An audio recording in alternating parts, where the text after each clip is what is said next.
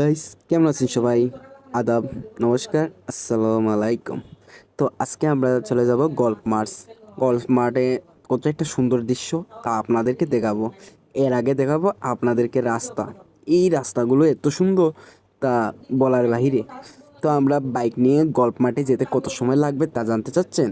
হ্যাঁ, বাইক নিয়ে গল্ফ মাঠে যেতে হলে মিনিমাম আপনার 30 মিনিট থেকে 40 মিনিটের ভিতরে বাইক নিয়ে যেতে পারবেন। তবে আপনি যদি সিএনজি বা অন্য কিছু নিয়ে যান, তখন আপনার ধরেন 45 বা 50 মিনিট সময় লাগবে গল্ফ মাঠে যাইতে। তো গল্ফ মাঠে যাওয়ার আগে অনেক সুন্দর সুন্দর দৃশ্য পাবেন আপনি। তা হলো চা বাগানের দৃশ্য। মিনিমাম আমরা সবাই চা বাগানকে ভালোবাসি। আমরা চা কিসে থেকে পাই? চা পাই আমরা সৌন্দর্য, এবং চা খেলে আমাদের মাথা মস্তিষ্ক ঠান্ডা থাকে। তো আমরা চা কিসে থেকে পাই? চা গাছ থেকে আমরা চা পাই, চা উৎপাদন করি এবং চা খেয়ে থাকি। তো আস্তে আস্তে পাইলাম নাহার চা বাগান। নাহার চা বাগানের দৃশ্য এইটা। তো নাহার চা বাগানে গাড়িটাও সুন্দর আসিল। দেখলাম যে আমাদের সাথে সাথে পিচ্ছিরাও দৌড়তাছে। তখন পিচ্ছিরা কি বলে দেখেন। পিচ্ছিরা বলে, ভাই সেলুট। এই তো এরা সেলুট দিছে, আমাদের আনন্দ দেখছে, আমাদের ব্লগটা দেখছে হয়তো। তো বাংলাদেশ বর্ডার ঘাট, আমরা যে রাস্তায় গলফ মাঠে যাই এটা হলো বাংলাদেশ, মানে বর্ডারের শেষ সীমানা এইদিকে। এইদিকে হলো ইন্ডিয়ার বর্ডার। তখন পশ্চিমবঙ্গে অনেক ইন্ডিয়ার বর্ডার রয়েছে।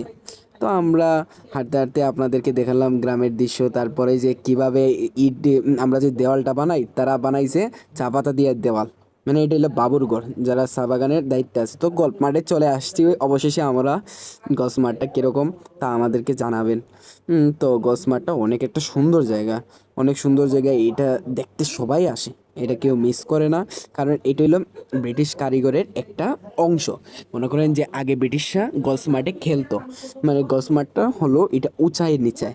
মনে করেন যে আপনি অন্য অন্য দেশ থেকে আসলেন, গলফ মাঠটা দেখতে হবে। তো গলফ মাঠটা কীরকম তা দেখেন। গলফ মাঠটা অনেক একটা সুন্দর। এই যে আমাদের ভাই আসলো খুলনা থেকে, তারপর চট্টগ্রাম থেকে আসছে, বলে যে ভাইয়া অনেক সুন্দর একটা গলফ মাঠ পাইছি আমরা। তো গলফ মাঠটা আমরা দেখাবো। হ্যাঁ হ্যাঁ, আরেকটা কথা, গলফ মাঠ দেখার আগে একটা কথা বলি যে এই আঙ্কেলটা আমাদেরকে অনেক সম্মান করেছে। আমাদেরকে 50 টাকা চেয়েছিল, পরবর্তীতে বলছে যে আঙ্কেল আমার কাছে এত টাকা নাই। পরবর্তী আঙ্কেল বলে যে সমস্যা নাই বাবা, তোমরা আসছো ঘুরতে, তাহলে তোমরা ঘুরে যাও, আমার কথা মনে রাখবা, আমার ছবি নিয়ে যাও, আমার কথা সব সময় মনে রাখবা তোমরা। পরে আমরা বললাম যে আঙ্কেল, আপনি যেহেতু বলছেন তাহলে আপনার সাথেও আমরা একটু কয়েকটা ছবি তুলি।